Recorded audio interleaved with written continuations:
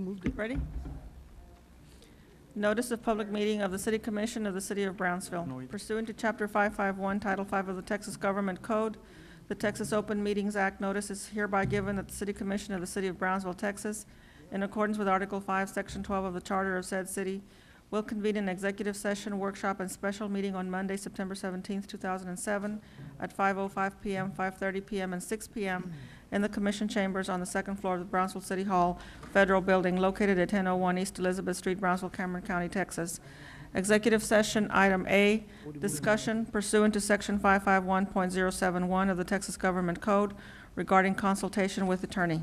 Mayor Pro Tem, I move we go into executive session. Second. All in favor? Aye. All opposed? We'll move to executive.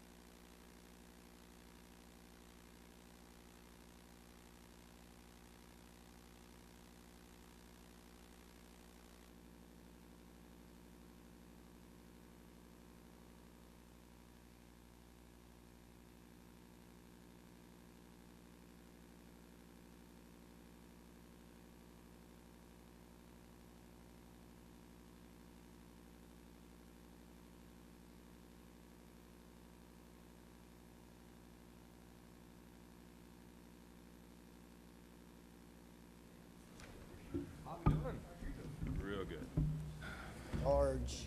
Shoot. Mayor Pro Tem, you ready for the workshop? Yes, can you please read it, please?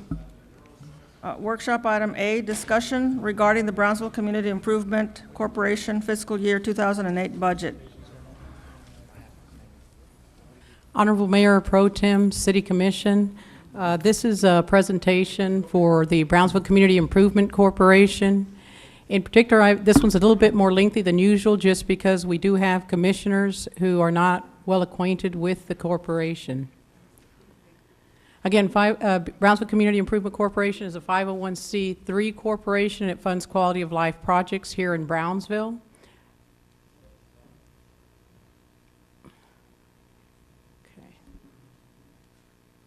Again, the reason that BCIC came into existence is because there was citizens' concern on the lack of funding for quality of life projects. A special election was held in November of 2001. It was the first of 8 propositions to create the Brownsville Community Improvement Corporation, and it dedicated 1/4% of the sales tax. The initial board was appointed by the City Commission in January of 2002. Our current board consists of Commissioner Ricardo Longoria as the chair, Mr. Rafael Vela as a vice chair, Ms. Paulita Rico as a secretary, Gerardo Martinez as a treasurer, Commissioner Atkinson as a member, Commissioner Cisneros as a member, and Mr. Roman Dino Esparza as a member. Again, all of these individuals are appointed by the City Commission for 2-year terms, and they have a max of 2 terms. Just to give you an idea of some of the different projects that have been funded by BCIC, the City of Brownsville Parks Department has received close to $4 million for improvements. The Brownsville Museum of Fine Arts, $1.4 million for the building. Children's Museum, $1 million for exhibits. Gladys Porter Zoo, $291,000 for various projects, including the new interactive aviary that was put in this past year. The West Brownsville Little League, $100,000 for the concessions. Pan American Roundtable, $77,000. Again, this is just a sampling of the different projects that BCIC has funded. Again, the goal, one of the major projects that's being funded by the Brownsville Community Improvement Corporation and is the corporation's project is the Brownsville Sports Park. Again, this is to try to provide quality fields for youth and adults, a place for community and family gatherings, and to have a location large enough in the city of Brownsville to be able to hold major tournaments locally. Again, as a economic development corporation, a concern of ours is that it's an economic generator. We hope the sports park would attract visitors, businesses, and also prevent the leaking out of Brownsville dollars and promote Brownsville generally. Delina, Yes, sir. you heard about Harlingen building their 14 soccer fields Yes, sir. and stuff like that, so it'd be to our benefit if we finish this as soon as possible and get going, because by the time they finish theirs, I mean, it's going to be a competition to see who gets the tournaments down different here and tournaments. stuff like that. Yes, sir. If you may have noticed this past weekend in the newspaper, the Spa Glass, who is a contractor, is going out for bids on this second portion, the amenities portion, Phase 1B for the sports park. Again, the site is located off 7783, where you see the red star there at the very, very top. So this particular park helps address an issue that was brought up by some of the developers. It's a major park. It's a 150-acre park, and it is being developed in the north part of Brownsville. So you'll see here at 7783, you'll see the red outline of the park itself of the 150 acres. Again, it's a multitude of different things that are planned for the park. A full master plan was done for this park. Will include soccer fields, youth fields, baseball fields, softball fields, a walking trail, Miracle Field, which is a specially designed field for children with disabilities. Park green areas, wetland planting, basketball court. We're missing one. The 5 volleyball, sand. And the sand volleyball courts, or hopefully there'll be 2 put in. The BMX course, skate park, disc golf, playground areas, fishing pond, pier, and a multi-use Let me ask you, field. you say hopefully. Is that, because that was budgeted, right? Yeah, we don't know if it'll be in Phase 1B or it'll be until Phase 2 at this point in time. So again, we're still pending the complete drawings from the Where would they go there? architect and engineering. My understanding from them is that it would go somewhere in some of these perimeter areas. Okay, this was the original design. This is a revised layout of the park, and what you'll notice here, right here, this is the one that is the 24/7 field. It's a field that is an artificial turf field, the next generation, pretty similar to what they just finished putting into Sam Stadium. It's what you call fill turf. It's third generation astroturf. Basically, we got a grant right from The U.S. Soccer Association. Major League to- Soccer is going to put a nice artificial grass soccer field. So it'll be nice. And it's planned that this section here will be completed in Phase 1B, in addition to the softball field complex, and then some of the basketball courts, the BMX course, and the skate park. So you can see just a colored type of design of this. Again, just to give you a little bit of background of how this project progressed, it was in January of 2003 where we did get the approval from the board, from the City Commission to do this board project. In July, the architectural engineering firm was held. In September, we had public input sessions at each of the 4 different district areas throughout the city. In March of 2004, we received the first series of bonds for $12 million, and they were deposited. In June of 2004, the land purchase was complete for the 150 acres. It was $1.8 million plus $200,000 that was also in the contract, so it was a total of $2 million. From June to December, started the first phase of committees getting together. Again, this included people in the community. In December was the master phase and Phase 1 design. From January until the current time, the architectural engineering firm has been working on the construction documents. Again, they have not delivered documents as planned, but are progressing at this point in time. In summer of 2006, we had a groundbreaking. In fall of 2006 is when we began the initial construction of the infrastructure. In May of 2007, this past year, we went out for an additional 7.4 million bonds so that we could be able to build a little bit more out on the park itself. And again, if you notice this past weekend in the paper, the contractors went out for the Phase 1B, which is the amenity part of the sports park. Again, just to give you also a little bit of history here, back in between April and October of 2006, BCIC did contract with the city of Brownsville as a part of the tree ordinance. When we did the demolition, we also went through and marked trees that were then, a nursery in the south end of the park was created to salvage those trees. In June of 2006, BCIC contracted with the city of Brownsville for the dirt. This was kind of a cooperative agreement that helped both the city and BCIC so that the city could create detention ponds for flood control. Again, this is a road that has been built there at the sports park, which is now complete. This is a lift station. This was another cooperative venture that BCIC did with PUB. We had to build a lift station for the sports park since that area is expanding at a very rapid rate. We went together with PUB so that they could go on ahead and do an upgrade to that lift station. So you can see the size of that lift station that went in. An upgrade to be able to generate cost savings for PUB. And these are some of the irrigation lines that went into the pump house. And again, for maintenance, what we are looking at is doing a joint agreement between the city of Brownsville and BCIC. So you'll see an amount that has been budgeted within the BCIC budget for that purpose. The cost for this sports park, the master plan, is about $30 million. Phase 1 is about $18 million. Again, that's exclusive of the property and the architectural and engineering fees. We're looking at an estimate of Phase 2 to be about $12 million. Again, just to recap, the property is 150 acres. It costs $2 million. The architectural and engineering for the master plan of this park was $1.6 million.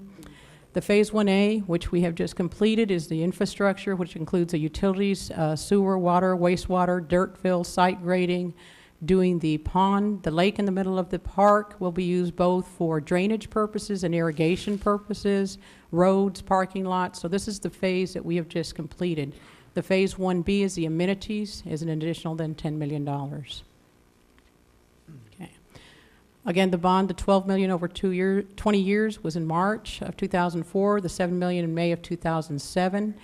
As Commissioner Atkinson mentioned earlier, we were able to get a grant from the U.S. Soccer Foundation of $100,000 that will go toward that 24/7 field. The Valley Baptist Foundation has also provided $100,000. We did apply to Texas Parks and Wildlife, but did not get the grant, and we're continuing to seek grants and sponsorships. Again, although this is small, you do have also a copy. Just to give you an idea here, and it also shows prior year. What we are looking at for this year is $3.3 million for the budget. From that budget, the administrative costs will stay approximately the same. We've got the BCIC board, $24,000 is allocated to them. This is for training, meetings.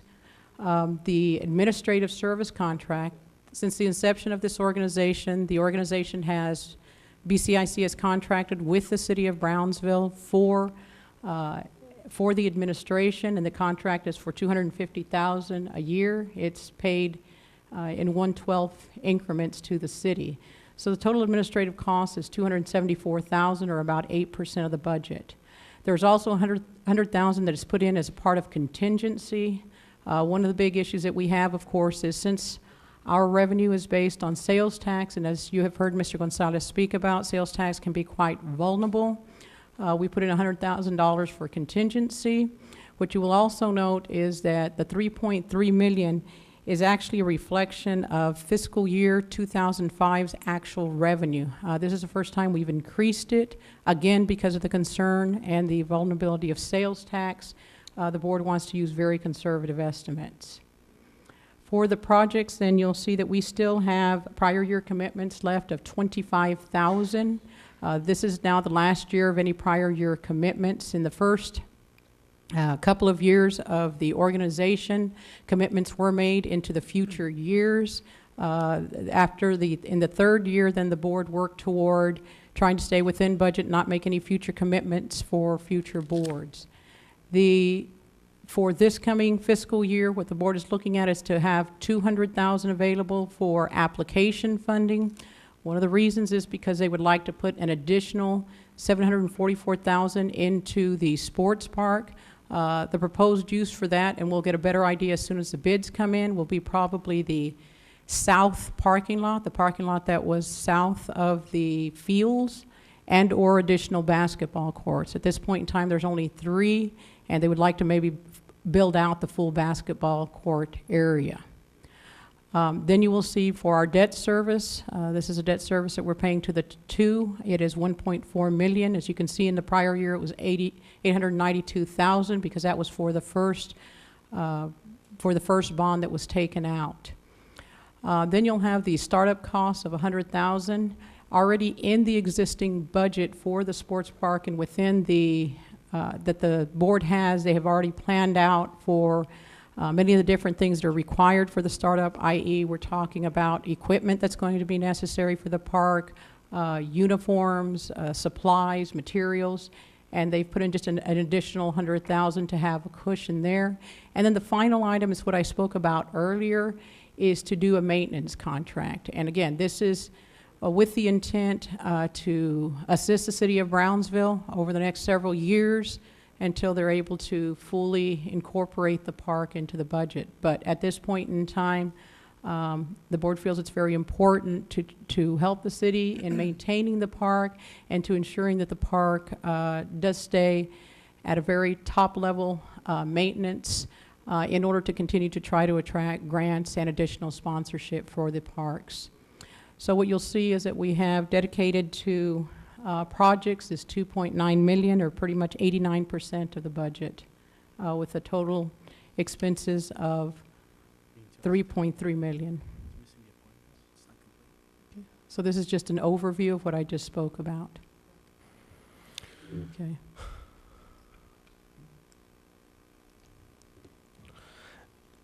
That's the budget. Let me ask you something.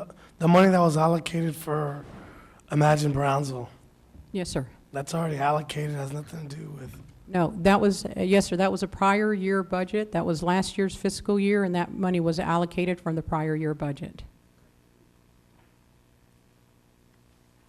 Are there any other questions? Thank you for your report. Thank you. Thank you. Where are we at? Thank you, ma'am. Mayor Pro Tem, where are we at? We're in the second Go to B. B on the workshops. Go to B, please.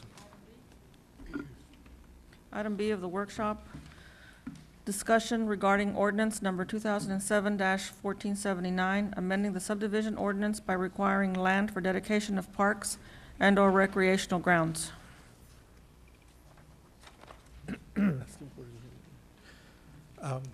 Honorable Mayor and City Commission, this is the workshop on the park dedication ordinance as we discussed at our last meeting.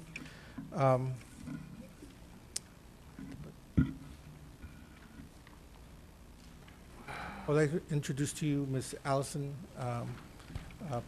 Bastian. She's our new employee in our department, not new to the city, but new to us, and she's been helping me with this ordinance and going over some of the other items. I did have a meeting with Mr. Keller, our Parks Director, and also had a meeting with the developers that are in our Mr. Medina, I'm audience. having a hard time hearing you. I'm sorry. Is this better? Yes, thank you. Let me begin. This is Ms. Allison Bastian. She's our new employee with the planning department. She's been helping me with this ordinance, and she'll go over some of the items with you tonight. I did have a meeting with Mr. Skip Keller, and I did take his comments and made a few text changes. Also, I met with the developers in the audience and got some of their feedback as well. Let me begin by saying that parks are important, and even in the APA and the Public Land Institute, you know, they place great importance into parks. And as the quote here, repeated studies over the years have confirmed that people prefer to buy homes close to parks, open space, and greenery. You know, for many years in the planning field, there's always been, you know, green zones, circles around cities, protecting the environment, etc. So let me begin. You want to go to the next? Easy. Yeah, man. Stay with it. Okay, as we discussed, these are some of the cities that have park ordinances in the South Texas area. And here I'll let Allison begin and let her do her brief presentation, and we'll interact and go forward.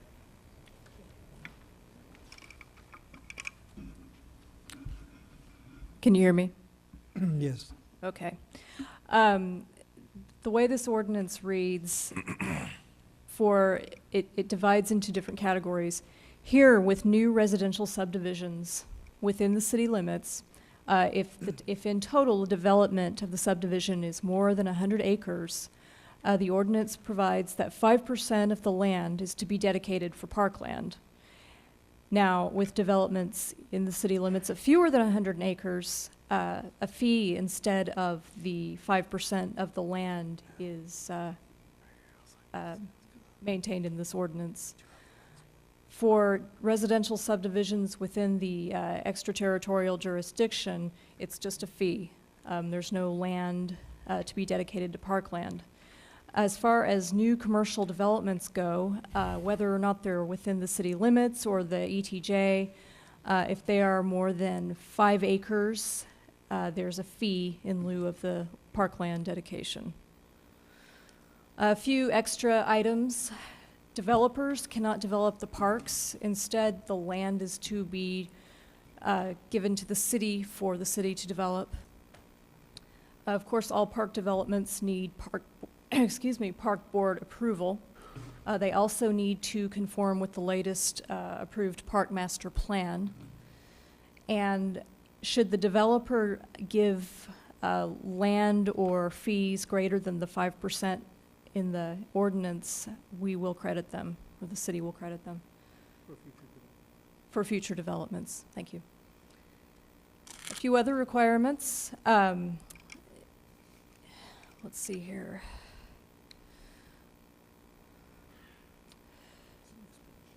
which one is that? Okay. Okay, if, The fee is taken off is, sure. I'm sorry. The fee is the value of the land from the appraisal district records. So that determines the value. Thank you. Drew a blank there for a minute. Also, all fees that are collected by the city for parkland, the city will collect and hold in escrow. And the land dedication or the fees are to be paid not on the individual sections of the land to be developed, but on the entire area. And that's outlined a little more clearly in the ordinance. And Mr. Atkinson, I believe you have a question, but what No, I that- don't, I don't. No, what that is that many times we get huge developments, 200 acres, 300 acres, and then the developer says, well, I'm only going to develop 50 acres right now. Well, the fee will be based on the entire master plan, the whole 200, 300 acres. Now, the And- 5%, is that before they build everything, or it's after the streets and the curbs are The in there? 5% is taken off the value of the land when they file the plat in the appraisal district.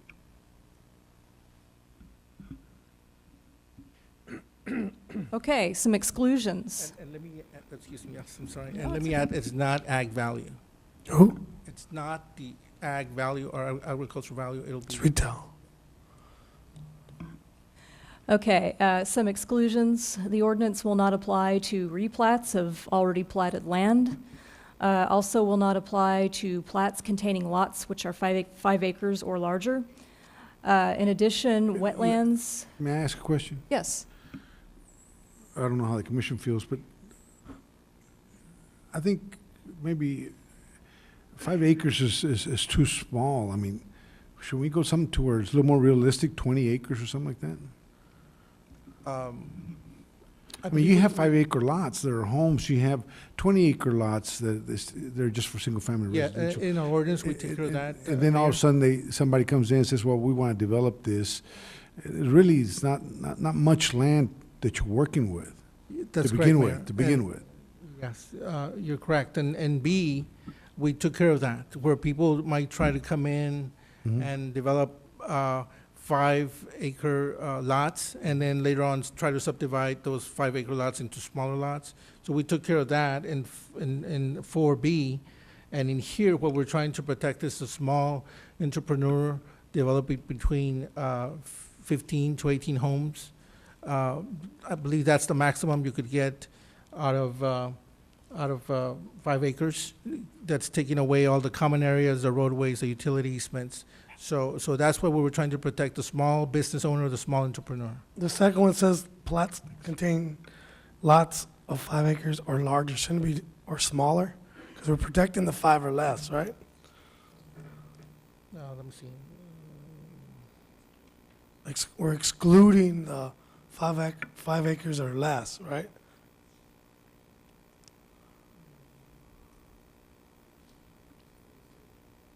Yeah, That's what it read says. the ordinance here. Yeah, 5 acres or larger, it says there. yeah, no, sir, that's correct. Those are lots of 5 acres or larger, because in B, let me read you B here. I don't understand that. Okay, plats containing lots of 5 acres or larger. That means that somebody may come in and have a plat and say, I have a lot of 5 acres or larger. Provided a note that is placed below the name that, yeah, there's some more clarification of that. They have to place in their subdivision plat that it is not complying to the ordinance. Okay, so that should really be, that's sort of like an excerpt of the ordinance. It says plats containing lots of 5 acres or larger will not comply with the ordinance. They would have to place in their plat. That we cannot tell them, don't submit a subdivision plat with the 5 acres or larger. No, that's okay. But they have to place a note on their plat that they're not meeting the subdivision ordinance. That means when they try to break it down into smaller or replat, they're gonna have to pay the fee. Okay? Because many times you have this land that's family owned, and then the parents split it up into their siblings. So siblings may end up with a tract of 6 acres. And then later on, that sibling may want to re-subdivide. Well, then at that time, he'll pay the fee.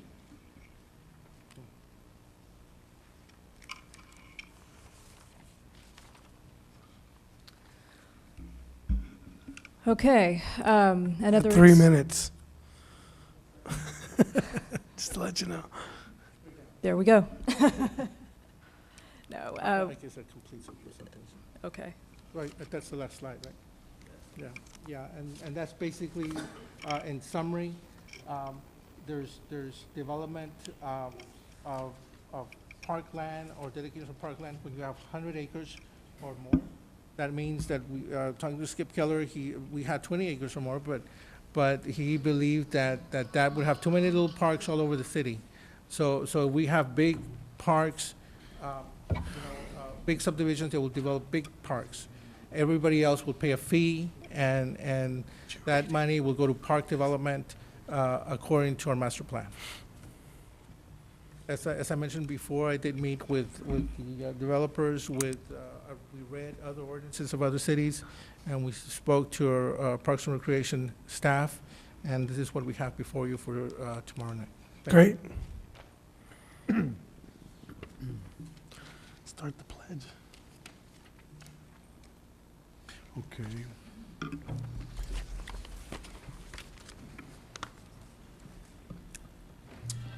Okay, has the call been read? Yes, it has. We just need to do the Pledge of And Allegiance. then let's go to the Pledge of Allegiance. Let me just program this thing for. Okay. Do we have anybody here that will lead us in invocation? Is there a pastor here? No? Alex, Pledge allegiance. To the United States of America and to the republic for which it stands, one nation under God, indivisible, with liberty and justice for all. Honor the Texas flag. Under the Texas flag, I pledge allegiance to thee, Texas, in God we trust, One and one and indivisible. Wrong copy.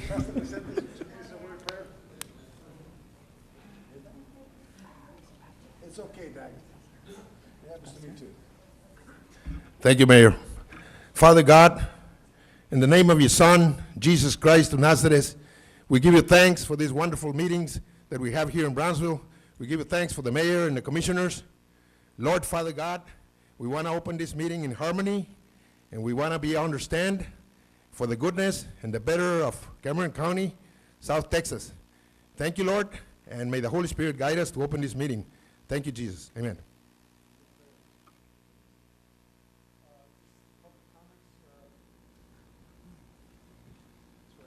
Here. Okay, everybody knows the rules, I hope.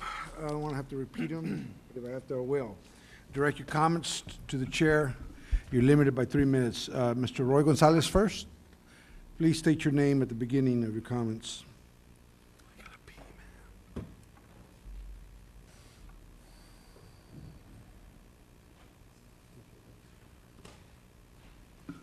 Mayor, Commissioners, my name is Roy Gonzalez, and there's a few things I'd like to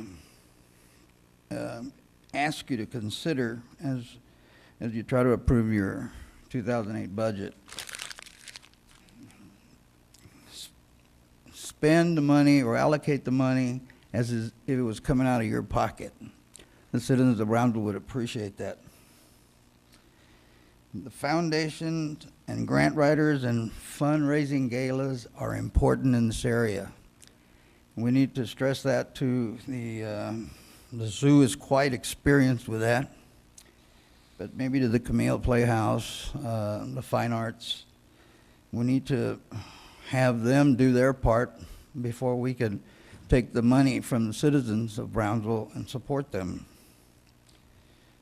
And I'm very positive about what we need to do. There's no negative thing. I just want you to think about how we're going to do this. It's not a number that we grab from midair and try to make it fit. You need to sit down with these people and actually work out a plan where it would work. And again, I ask you to give them a hands up, not a yearly handout. It's something that is important, not only for all of us to get along, but also for Brownsville to prosper. I thank you for my time. Thank you. Thank you so much, Roy. Next person is Mike Rodriguez. Mr. Rodriguez?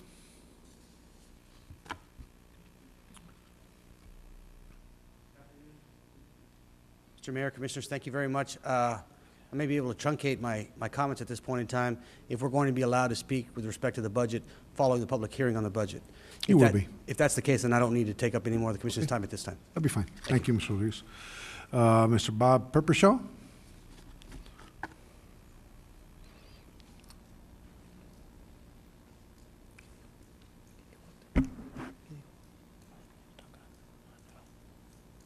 Good evening, Mr. Mayor, respectable commissioners. My name is Bob Purpershaw.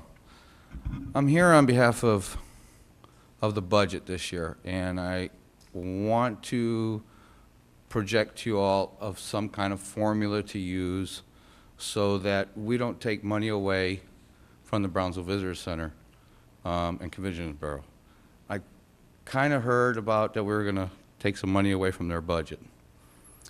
And how we can figure who should get money and who shouldn't get money concerning the occupancy taxes that we bring in as a hotel industry. So I sat there and I heard the meeting about 2-3 weeks ago, I guess it was, about Camille Playhouse asking for money. And I don't see like Little Miss Kickball up here asking for a lot of money, or West Brownsville.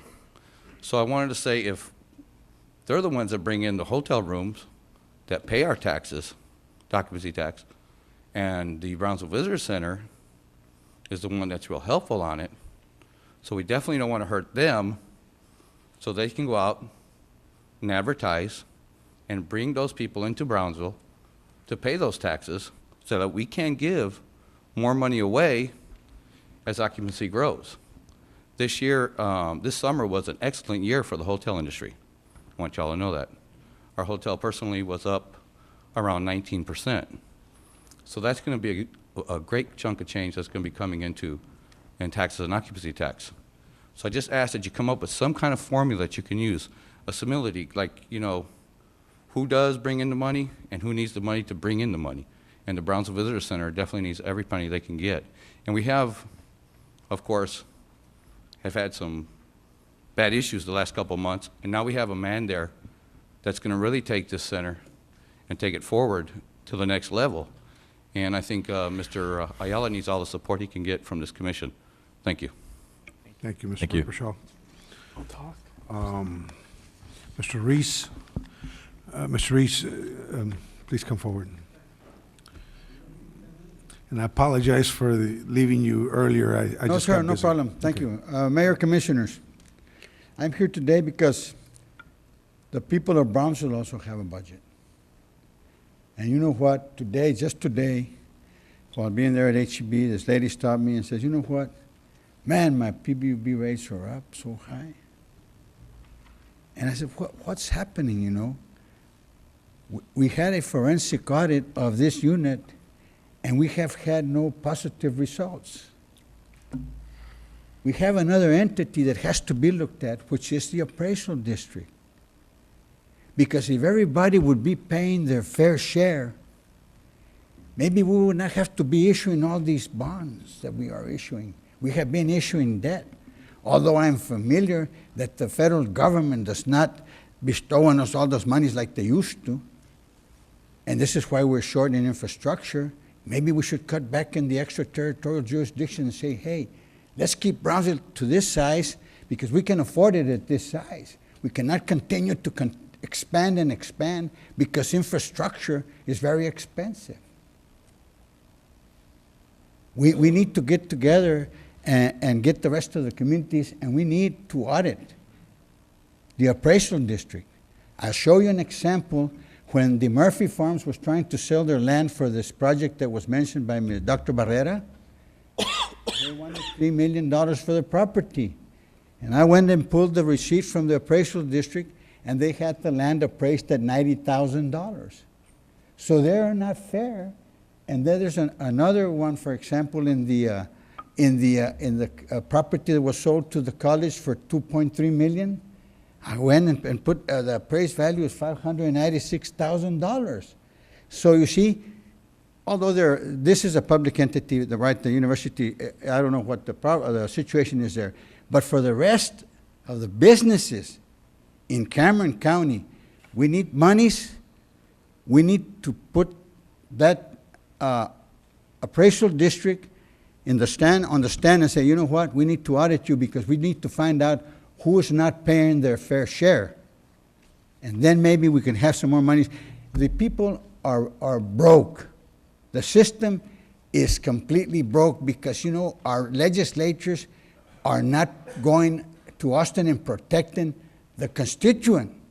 We just had the state rep vote against us by permitting higher rates for utilities. What is he doing in Austin for us? The ones in Washington, you know, are they worrying about their campaigns or what? They have to worry about the people here, man. They can't handle it anymore. They give them a raise, and the next day the dozen of eggs goes from $1 to $1.70. You know, a lot of people don't have any money. So, Thank you, Mr. Reese. Thank you very much. Everybody's welcome here to give their comments, and thank you for going by the rules. Now, that's the end of the public comments. Let's go to. We have one more, Mayor. One more? Who? Yes, George Farish. Oh, Mr. Ferris, please. My apologies.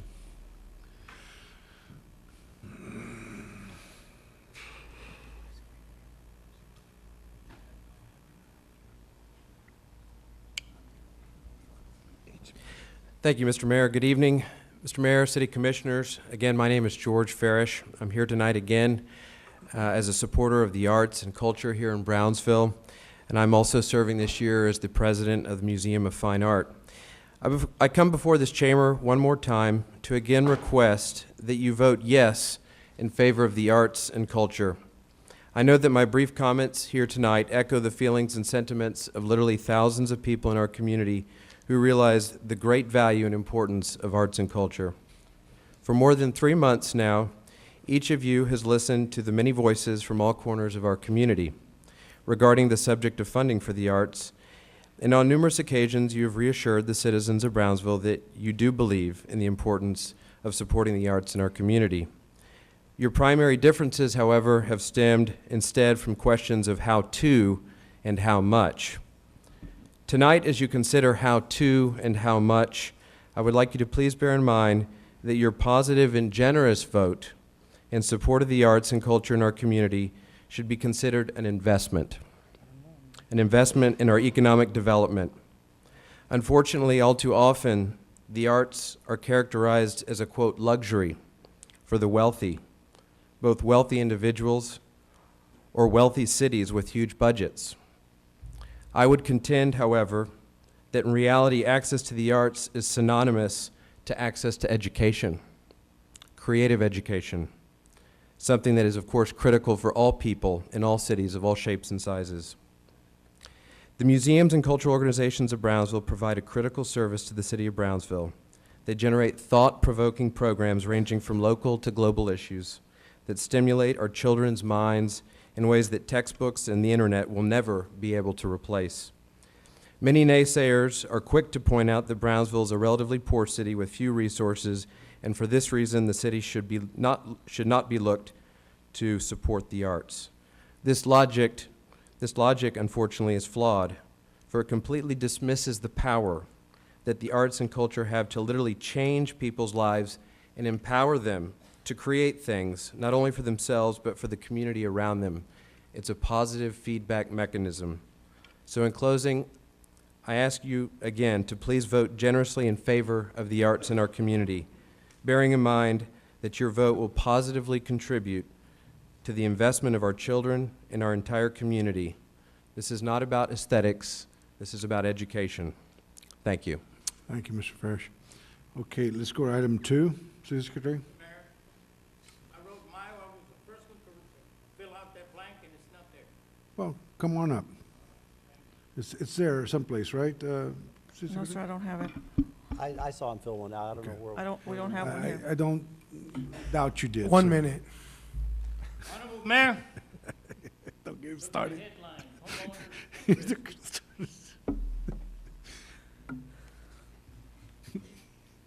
what has become of the American spirit that we want for government, whether city, county, or the feds, to bail us out when our financial problems arise? Why hawk us citizens and be indebted for years to come? This attitude that government is our savior is wrong. The least our government is involved, the better it is for all of us. Well, what will happen if we're hit with a hurricane, a disaster? Do we wait and hope that our sugar daddy government to come to our aid? Yes. Why don't we save for a rainy day? That is what our 13 million reserve fund is for, a rainy day, not for politicians to get their hands into it for non-essential projects. The private sector, volunteerism, community-spirited people and public support and sheer will is what needed, not more government taxpayers' money. It's simple, people. The citizens here don't have any more money to throw into the city's dream well. Politicians are to blame for making campaign cheap promises that they will find the gold mine. Or rather than admit that we as taxpayers are not anyone's savior or sugar daddy. Mr. Mayor, City Commissioners, where are we going to get the money for the 3 projects that you all want to fund? Remember the event center, the golf course, problems that were inherited by you people. Where are the dreamers of those past projects that put us in the hole? Why don't they come and show their faces now to solve this problem? Imagine $300,000 for the museum, $300,000 for the zoo, $100,000 for the Camille Playhouse. We don't have enough money for the basic operations of streets. For example, McDavid Street, potholes, drainage, and disasters. These are large expenses contemplated. It's the people's money, remember. All 3 projects are probably worthy, but they need to wait and move slowly according to the means of revenue. Our ability to dip into our fund reserves should be protected and guarded. If a hurricane hits us, we will be like Katrina, waiting for FEMA to come and help us. We have a deficit of $1.3 million. Why add another million to it? Why past commissioners created a $3 million debt on the museum is beyond me. They should wait and see what our budget is completed, the 7 budget. Thank you. Thank you. Thank you, Mr. Dag. Thank you. Barrera. Again, thank you for everybody for going by the rules here. Let's go to item 2. Item 2, consideration and action to appoint or reappoint 3 members to the Building and Standards Commission. Mr. Gomez. Good evening, Honorable Mayor, members of the City Commission. Tonight, the Building Standard Commission has 3 members to be reappointed. Each member for the position of the body shall be for 2-year term. The Building Standard Commission meets once a month at the City Hall on the 2nd floor, and usually it's on the 3rd Thursday of the month. The following appointees are from Commissioner Rick Longoria, Armando Magallanes, Commissioner Edward Camarillo, Reynaldo Garza, and Mayor Humada Estela Bailly. Those are the recommendations. I wish to reappoint my nominee, which is Mr. Armando Magallanes. Second. Okay, we have a motion and a second to appoint Mr. Magallanes. All in favor? Aye. Aye. All Mayor, I wish opposed? to- Pardon me? No, none. Okay, so it carries unanimously. Mr. Camarillo? I wish to reappoint Mr. Renato Garza to the committee. Okay, motion and a second. All in favor? Aye. Aye. All opposed? Motion carries. And I will reappoint Mrs. Stella Bain. Second. Okay, we have a motion and a second. All in favor? Aye. Aye. Aye. All opposed? Motion carries. Thank you very much. Thank you, Mayor, members of the commission. Item number 3. Item number 3, public hearing and action on resolution number 2007-051 to adopt the fiscal year 2008 annual budget and resolving other matters thereof. Mr. P. Gonzalez. Honorable Mayor, members of the City Commission, for several weeks now, we have discussed the 2008 budget for the coming year. Last time when we met, we had in the general fund, because that's the fund that we really want to concentrate on is the general fund and the Convention and Tourism Fund, which includes the hotel motel tax. All the other funds have been discussed with you previously, and we don't have any changes. The only changes would be to the general fund and to the Convention and Tourism Fund, or the hotel motel tax fund. This was discussed with you last time, so I'm not going to go into it. This was the proposal that Mayor Mata brought to us last time. I know that he actually asked for $275 for the Brownsville Museum of Fine Arts, $300 for Gladys Porter Zoo, and $100,000 for the Camille Playhouse. The budget that we originally started with at the very beginning, based on all the requests that came in from all the departments, obviously we had too many requests versus very little money to fund those expenses, and we had a $15.3 million deficit. Our last meeting that we had with you, we had reduced that deficit to $1.3 million. Then we also discussed about adding the additional costs on the museums, and that increased the deficit to $2,061,000. Based on what has been proposed by two commissioners, and I'm speaking of Commissioner Atkinson and Commissioner Cisneros, there are some changes that they are proposing, and that I would probably, if you don't mind, Mayor, maybe have Commissioner Cisneros or Commissioner Atkinson discuss, or do you want me to Please discuss go this? on, and then we can open it up for questions and discussion. Okay, this is I guess, comparison of the hotel motel tax. The first column is the fiscal year 2007, where we have hotel motel tax estimated revenues of $1,160,000, the Tourist Bureau $800,000, Gladys Porter Zoo $300,000, and so forth. Various other museums.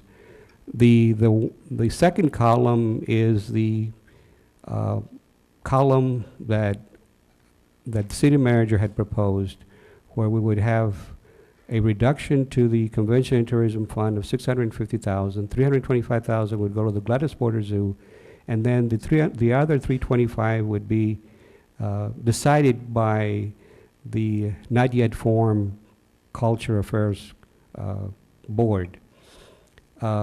Since then, there's been some changes, and that's on the third column, where we have the unchanged on the Convention and Tourism Fund.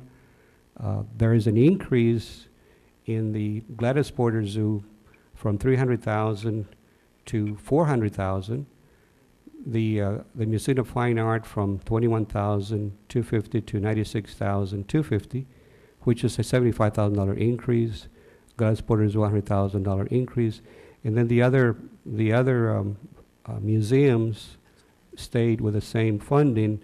At the same time, the Culture Affairs line item would be eliminated. Pete, that's not the proposed 2008? I just went over the hotel motel tax funds. We do have other funding sources, and that's where the general fund comes in. This is the general fund. These are additional funds that are not in the budget in 2007, but are being proposed for 2008. The first column was the Mayor Mata's proposal, $675,000. Then Commissioner Cisneros and Commissioner Atkinson came in, and this would be money coming in from the general fund. 115,000 additional for the Gladys Porter Zoo, 115,000 for Museum of Fine Arts, 60 for Camille Leitner Playhouse, and then 50 divided equally between the Historic Brownsville Museum and the Brownsville Historical Association. That's an additional 50,000. Let's see if I can. Pete, but the totals would be for the zoo is a total what they begin to the new proposal 515,000. Yeah, I'm going to, since that particular slide you cannot see, I will go ahead and And the why don't I historic, pass this out and we'll go over it together. And Pete, are these sums in addition to the sums that they already receive, or is this Yeah. a total sum that they're going to receive? no, they're all additional funding, Commissioner, and that's why I want to state those. The total funding for the Gladys Porter Zoo is 515,000. The Historic Brownsville Museum is 115,875. The Camille Playhouse is 81,250. The Brownsville Historical Association, the Stillman, is 165,505. And the Brownsville Museum of Fine Arts is 211,250. And this has been a nightmare. I know, Pete, we've been back and forth all week and on the weekend. I know we sat down together, and I know Commissioner Atkinson, we've been trying to hash it out. And the total that was proposed originally by Mayor Ahumada was 700,000. I think it was 325 for the zoo. You have 300,000 up there. And I'd like just to, been trying to sit down and work with everybody and try and help get this funding. I know it's been a real hard process. Unfortunately, I think Mr. Barrera was right, and I think this was done initially, in my opinion, as a political maneuver. And I don't think that this was ever put on with the intentions for it to pass. And I just don't think it was done in good faith. And unfortunately, there's a lot of good people that were dragged along with it. But now we've had to sit down and get together and try and fix this. And honestly, this is the best I think that we could have come up with. I know I've talked to individually with Commissioner Triani, mentioned it to Commissioner Garza, and spoken with everybody on trying to see which was the best we could do. And this is what we came up with. Commissioner Atkinson, if you want to. I'd like to thank, too, all the commissioners here and the mayor for listening to us with some of our ideas. We cut everywhere. The proposal was 700,000. We brought it down to 390. I think that's something we can live with. I think we will make up that amount.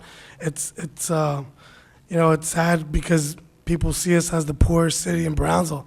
Doesn't mean we have to be the most ignorant either. And these things up here provide and expand the minds of children and stuff like that. So it hurt to just have some of these places. I know, for one, I don't want to be known as the commission who let these things fail when we can help them. And we'll survive. And I know, Pete, I want to congratulate you for everything you do. It's a stressful job you have, and I apologize if we made you stress in the past. But I think pretty much you're still going to be a little stressed about this, but I think it's something we can live with and we can bounce back from. And I appreciate Charlie Kabler, too, for all his input on all this and that. I know he may disagree with a little bit of this, but I think we'll be all right in the end. And I'd like to thank all the commissioners here who I've had a chance to talk to about this. And I hope we can push this forward tonight, because it's just time to. Okay. Any other questions? Okay. Would you please be kind enough to repeat the numbers, Pete? Yes, we can start off with, there are two funding sources. We have the, No, they just want to know the amount they're getting. That's all they want to know. Oh, you want to know? Okay. Okay. right, for instance, and I'm going to name the numbers for the current fiscal year, which is 2007. The Gladys Porter Zoo currently gets 300,000, and when I say current, I mean fiscal year 2007. They get 300,000. The new proposal calls for an additional 100,000 from 300 to 400,000 from the hotel motel tax, and an additional 115,000 for the, from the general fund. So the increase between fiscal year 2007 You're gonna go over the and 2008 would be 215,000, meaning from 300,000 to 515,000. The historic Brownsville Museum, currently they get 36,125 from the hotel motel tax, plus an additional 29,750 for the general, from the general fund. They would get the hotel motel tax would remain the same at 36,125, but there would be an increase from the general fund of 50,000. The Camille Playhouse, their current budget is 2007, 21,250. They would get an additional $60,000 from the general fund for a total of 81,250. The Brownsville Historical Association, or the Stillman House. It's Heritage Association. Well, I call them the Stillman House. Okay. Currently they get 36,125 from the hotel motel tax, and 79,380 from the general fund. They would get an increase of an additional 50,000 from the general fund. So that means that the general fund would contribute 129,380. Then we have the Museum of Fine Art. Currently they get 21,250. The new proposal would call for an additional 75,000 from the hotel motel tax, which would bring the total to 96,250. In addition to that, the general fund would contribute 115,000. All the other museums remain the same. So their total would be 211,250. The Museum of Fine Arts. Yeah, they're getting an additional 190,000. The additions that we're speaking of, the Gladys Porter Zoo would get an additional 215,000. The Historic Brownsville Museum, as well as the Historical Association, or the Stillman Hall, they would also get 50, and the Camille Playhouse would get 60,000 more, and the Brownsville Museum of Fine Arts altogether is 190,000. Anything else? And this would be a continuous funding, or this would be simply a one-time funding for these entities, or how is this going to work? Well, Commissioner, if I may, Pete, what we're trying to do, and what Commissioner Atkins and I had agreed, and as we talked, we're trying to propose this, see if we could, help them out initially, and that everybody needed to have some type of contract where it was a one-year deal, subject to renewal at the discretion of the city. And we were also wanted to see if we could have with that contract, we could ask Jim to prepare something with these agencies where the contract must be agreed upon before the releasing of these funds. So what we're trying to show is fiscal responsibility here, and helping them out, all the agencies. I thought initially it was going to be a one-time deal, period. Well, that's what we're. And just to remind Well, everybody, when we met with them personally, I'm sorry, Commissioner. Yeah, go ahead. They told us it was not a one-time deal, right, Pete? Initially, as we met with every agency, they were like, no, we want to continue to have this funding. But it's just been a real tough process. I hope I've communicated with you all as much as I can with every agency, and just trying to see if we can find a way to help everybody out, and at the same time not put the city in a financial crisis. So. We have to keep in mind that this appropriation, it's for fiscal year 2008 only. What happens in 2009, 2010, that's something else. But, and just to remind the people out there, everything's staying the same. It's just the additionals, like especially like the historical museum and the heritage complex. They're keeping the same budget. We're just giving them 50,000 each, because we know that they're struggling also.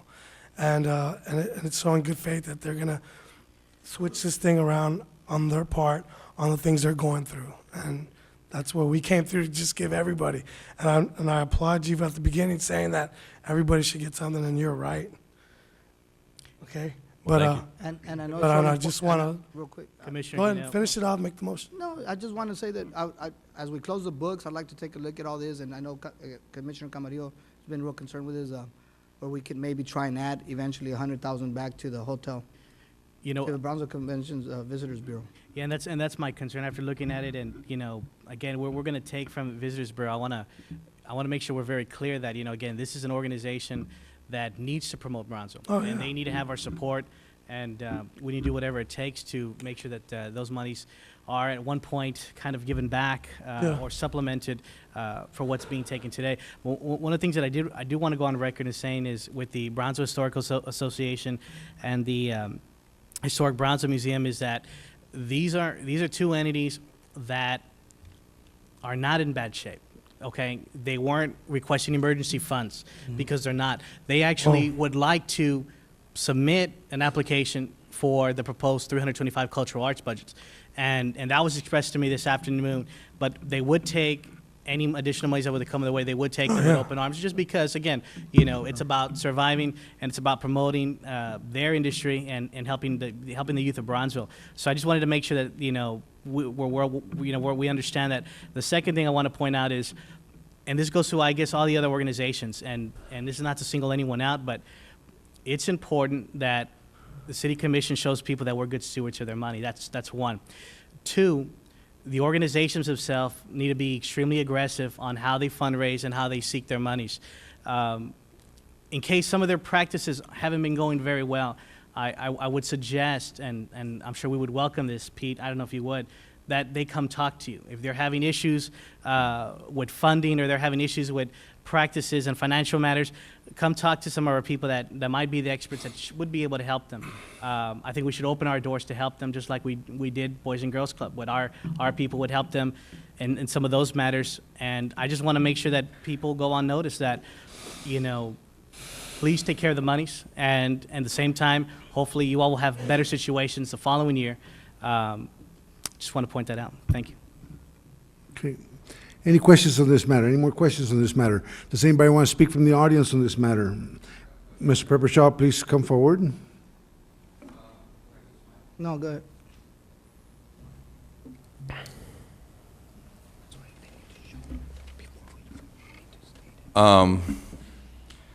I'm going to talk about something besides just giving money away here. We have about, I'd say around 24 highway properties that are hotels now, I think in Brownsville. I think that's what the number is, more or less. Those hotels spend an average of, say, $36,000 a year salary for a marketing manager who brings in this occupancy tax money. We work very hard at what we do, and I'm not saying that nobody should get any money. I don't want anybody to get upset about that. I just want you all to have a formula, and that's what's important. And if you're going to give this money to these people, can we have some kind of audit system put in place, please, so that these people can be audited some way, somehow, through the city, so that those funds are being used properly and to the benefit of their, to their projects? Well, it's my understanding, based on what Mr. Cisneros has said, is that there's going to be a contract which is going to have to be entered into between the city and the entity. The entity's going to have to state what the use of the funds are for, and it's going to have to show that the funds were specifically used for that. And then if they want to renew the contract the following year, if those funds would be available, and we're not saying that we're going to renew this, but they would have to then again present the proposal again. That's exactly. Good. He's going to say that right now. That's a big concern of He's mine. gonna I say that mean, right now. Yeah, there's got to be Chance. some safeguards, I mean, just so Right. we can make sure that the monies are being spent properly. and guys, I'm commission. We all know each other here. Yeah. We have a good man there at the Convention and Visitors Bureau. We need to give this man a chance. And I think that's exactly why we had talked about having that umbrella organization, is so that the museums who we're hoping these cultural event centers are going to draw tourists into the area, keep them here, and so that they would then, spend the night or be attracted to the area based on the exhibits that are being And presented. that's going to happen. Well, And good. that's what we want to happen. We It want is to gonna have happen. a symbiotic relationship between the museums, cultural events, and obviously increasing sales tax through, food, lodging, these types of things. People going to the mall after they go to the museum, what have you. I mean, Okay, that's the 'cause- hope. His idea was great, but we're at a time where the budget came, but all that's going to come into fruition, and I'm sure you'll be involved. Well, that's something I want to bring up. I mean, I know Carlos and Charlie, you're real big in the youth in Brownsville, and y'all are real big in what you do in that. I am.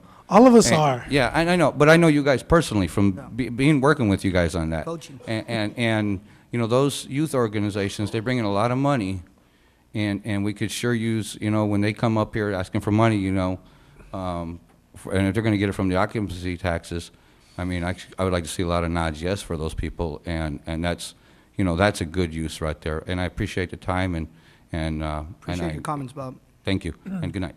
Thank Mr. you very Rodriguez, much. you wanted to say something? Please come up and state your name for, just so people know who you are. Although we know who you are, but the audience may not know who you are. Mr. Mayor, Commissioners, thank you very much. My name is Michael Rodriguez, and I am the chairman of the board of the Brownsville Convention and Visitors Bureau. I want to start by thanking you all for the opportunity to address you tonight with respect to the budget.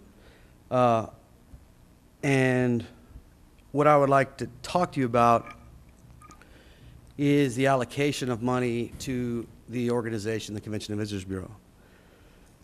I'd like to start, though, if I might, be given a brief latitude here to state that the dynamic that I think that's been set up through the course of the debates over the budget seem to me to be antithetical to what we as a city should be trying to do.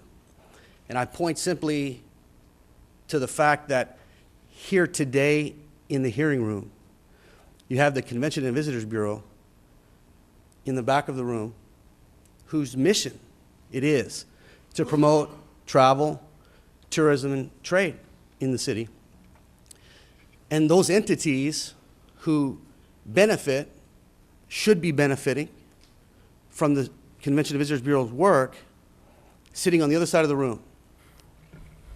And it seems like that striation isn't what we need to be moving towards with respect to promoting the city. It seems like when I stand up here today to ask for a reconsideration with respect to the allocation on the budget, that I'm pitting myself against the arts. And that's absolutely incorrect. My family uses the museums. My family is a member of the zoo. We're great supporters of Zufari. And it's just kind of a wrong-headed way to look at the promotion of the city. Is that your opinion? It's my opinion. Okay. And the reason I say that, as a student of government, I understand that there's only so many dollars in every pie. And people who are looking for money, agencies, when I say people, I mean agencies, museums in this case, or agency in this case, they have to fight over a limited amount of resource. I understand that. And so what should be happening is the Convention and Visitors Bureau, in coordination with these other entities, should all be striving to raise more revenue for the city through the hotel motel occupancy tax by bringing people into the city so that the city can become known for what Mr. Ferris wants it to be known for, a city of great cultural ability, diversity, and avenues for other people. And that's why we got Bean. He's going to do that. That's correct. That's exactly right. That's right. The issues, though, with respect to the actual funding allocation, create some problems. And I know that given the past problems with the CVB, we have become an easy target. But that's not, No, but no, that's not no. the case. Please don't, No, don't. I'm not. No, please don't Mr. say Gonzalez, that, like, because I don't think that's the case. And I'm not trying to speak for everybody here, but I think I can confidentially, say with all truthfulness that we don't believe that's happening here. And I'll just respectfully disagree with respect to the amount of funding. We presented to you all as a budget an amount of money that was reduced from the year before. We reduced positions at the CVB. But, Mr. Rodriguez. Yes, sir. If you looked at the budget, I'm not trying to here to defend my commission or anybody. Everybody can speak for themselves. There was a shortage of 15 million to start off with, okay? I saw the problem coming. Nobody was here to support the $3. The $3 would have made this all moot. This would have been a moot issue. Everybody would have gotten their funding, including you, okay? Now, and also was nobody, I didn't see nobody here fighting against, like Mr. Dagoberto is over here fighting against tax increases. When the tax rate was prematurely cut by 3 cents, which put us here with a deficit, nobody was here saying, hey, what are you doing when you know the city's always asking for more money? What I'm saying is this, the budget is what it is, okay? The budget is what it is. That's all we have to work with, okay? Now, everybody's welcome to bring solutions here. These two gentlemen have brought the solution that I think can work, but everybody is going to be affected by it. You know, everybody is affected. So you lost a little bit of money. Nobody's getting what they want or what they need. The zoo came up with a need request. The Brownsville Fine Arts came up with a need request based on their operations. They know their needs better than us, okay? Their needs are not being met. They're being slightly met, but they're not being met as requested. So we have to take what we can get. I understand, and I sympathize and empathize with your position, and I try. I've been fully, I've kept myself fully aware of the actions that you have taken and other commissioners have attempted to take to increase the revenue, and as I said, I empathize with that because your job is not an easy one. Well, the $3 solution would have solved the problem permanently to where what we're doing here tonight is a fixed thing. It's just temporarily Mayor, fixed thing. Part of the $3 solution, was it going to the Brownsville Convention Visitors Bureau? We could easily incorporate Okay, it but- too, but yes. that's not what you had proposed. Well, that's what Say it that was for now. it was for discussion. I'm just I mean, saying, but you said but it anyway, now, that's not what they go were ahead, proposed. Mr. Rodriguez, please. And my coming to voice my opinion with respect to the budget before you today is in my role as chairman of the CVB, and so I think you all will And we appreciate respect that. what I have to on whose behalf I need to advocate. But don't feel like we're singling you out. No, I'm not, and I didn't mean to imply that at all. I did If not I mean to may? imply that. If I may? Yes. You know, I know that Mr. Kabler and I had talked about having an umbrella organization. This is a funding mechanism for a year because some people have indicated that they had some very severe needs. I think that you and I have also discussed possibility of having, different associations with the Brownsville Visitor and Conventions Bureau so that they could promote. I don't think that anybody gets where they want to be without working together. I know that the museums need to work with you all in order to do what they want to do so that we can increase revenue, so that there can be more money generated. And I think that what we're looking at here is basically a stopgap measure because they're telling us that they're running out of money and that we're going to have an empty building.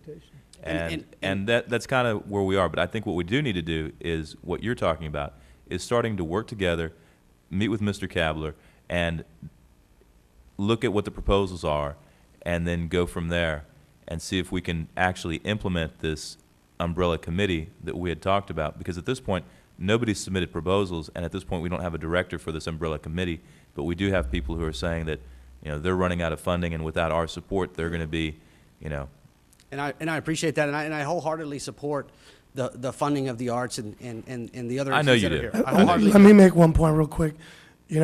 I think we allocated to y'all $90,000 because you all were hurting pretty bad. Absolutely. And we found ways to get you that money. We're doing that with them. And I think Carlos and I, we were there when we talked to one of your board members. A few months from now, hey, something might happen. We might just be back where we're at, healthy and stuff like that, and we're going to help you. Give us a chance to help everybody. And I know you have to fight for your budget, and I totally respect that, but give us a chance later on to help you also, to help these people sitting down to help anybody who we feel really needs it. I agree. Definitely haven't forgotten you guys. That's what we're Absolutely. trying Yeah, to we do. haven't forgotten y'all. We just And I gotta am move not- some I am- monies around to try and help everybody out at this point. And thank you for that, Commissioner. And I think this discussion that you and I are having right now is exactly what I was talking about, whereby we're being pitted against each other, not by anybody else. It's just a function of trying to get limited resources. So if I can address Mr. Troyani's issue, what we should be doing, I agree 100% with what you said and disagree with one thing. You said that they should be coming to us so that we could work together. We should be going to them. Our agency. Either way. Yes, sir. But actually, it's the mission of our Work together, agency yeah. to promote their agencies. And if that wasn't being accomplished earlier under the other administration, it's not going to happen in this administration. Because we selected an individual who will do exactly what the mission of this agency is to do. So we need to make inroads with them. And that is our mission as an agency, as a quasi-governmental agency of the city. That's our mission. And we will do that, and we intend to do that. And I will ensure that I ride herd over Mr. Ayala. Well, y'all have Mr. From now- Go-Getter. But From now Mr. until the Rodriguez, time, Bin Ayala. excuse now me. until the time my chairmanship ends, which is in December. Mr. I Rodriguez. promise you all that. But let me tell you, the reality is this. The Convention Visitors Bureau is a big asset of Brownsville. It promotes the city. Nobody can dispute that. And it's, besides the problems it has, it's vital to our community. Nobody's going to argue that. But you're here, and I'm not denying this, and I know you can't deny this. You're here representing the CVB. That's your agenda. Yes, sir. They have their agenda. And sometimes those agendas conflict, you know? Like, for instance, Stillman House, I went to the Teapot exhibition. They had an art exhibition there. The Brownsville Fine Arts has an art museum. There's a conflict there. That doesn't mean they can't work together on those things where there's a common interest, but sometimes there will be a conflict. Okay? No question. So just because you right now are in a position to where you lost a little money, and some of that money, not out of an ulterior motive, or the design was given to them, because I assure you, what was taken out is a drop in the bucket as to what's being allocated. And if I might, I seem to not be articulating my position very well, and that's my fault. And I just don't want you to think that. I don't. And what I would like to state for the record is, without the unwavering support from this city commission and you, Mr. Mayor, this agency would have had a very, very rocky road to hoe. And so I commend everyone on this commission for working with the CVB through this very difficult time. And I want to publicly state that. Well, then we should let it go right there. Leave it there and let it go. But I would like to say, let's be happy with what we're trying to get there. I'm very happy with that. Okay. But I would like to, and I'll get to my point because I know people want me to sit down. We are going to lose some things too at the level of funding that we have now. But next year, we have an opportunity, okay? Next year, like you said, maybe we can bridge the gap where there's some differences and come together with a plan. I challenged my commission to come with alternative plans. I proposed the $3. It got killed, okay? That would have solved the problems. Well, maybe they'll come up with a plan by next year, because I see the problem not being solved. It's a Band-Aid, okay? Maybe this year. Or maybe this year, that's right, maybe this year. But what I'm saying is, yes, we need to work together, Mr. Rodriguez. And by all because everybody benefits from it, okay? Correct. This commission could do a lot better working together. But, unfortunately, sometimes personalities prevent that. But we still have to coexist, okay? And we have to move forward where we can, try to make the city the agenda. My job is your job, which is to make you successful, expand our base, because that brings in new money. And that's how we get to fund all these things. But right now, they're in dire need. And I appreciate that. And what I am getting at is, when I say that we will be losing some things, I'm not talking about the CVB. I'm talking about the CVB's $13,500 promise to the Texas Police Federation with respect to the Police Olympics that are going to come, that are going to put thousands of room nights into the city. I'm talking about the $10,000 that the CVB adds to the birding festival. I'm talking about the $10,000 that we give to the Brownsville Commission to the Brownsville Film Commission. I'm talking about the $10,000 that we have welcoming all of the Winter Texans who come here to enjoy all of the cultural aspects of this city. I'm talking about our funding, or not funding, our allocation to Charo Days, our allocation to the Latin Jazz Festival. Those are things that, when I used the pronoun we, I meant the city of Brownsville loses when the Convention and Visitors Bureau is unable to assist in the funding as a result of the decreased amount in the budget. That's what I'm talking about. Let me ask you something. Yes, sir. The last 2 years, and nobody's fault but this man's, how he managed to basically steal $300,000 in the last 2 years. Hey, However much, Please, I don't know the amount, but there was a lot of money that was missed. Let's not get into that. Okay, Theft, whatever. I apologize. Whatever, it's missing, it's gone. Please. Look, let's move I beyond refrain that. from that, but it's gone, and how you were still able to function without all that money tells me that you should go hit that fund, wherever that money. Are you awake, city attorney? Yes, sir, I am. Okay, stay on top of this, okay, will you? I think we've got it under control over here. Yeah, we got it control. So that's what we're saying too, and that's what we're looking at too. No, I understand that. I understand that, and if I were at liberty, and I don't know if I am, I would not. defer to the city council this. Well, address me and I'll tell you if you are or you're not. City councilor on this. The setting aside dollar figures, which I think we can all fairly state are large. Setting aside the exact figures,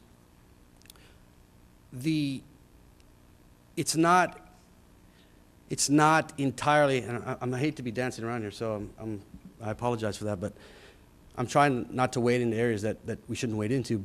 Nevertheless, we're not talking about that money in its entirety being removed from the hotel motel tax collection fund.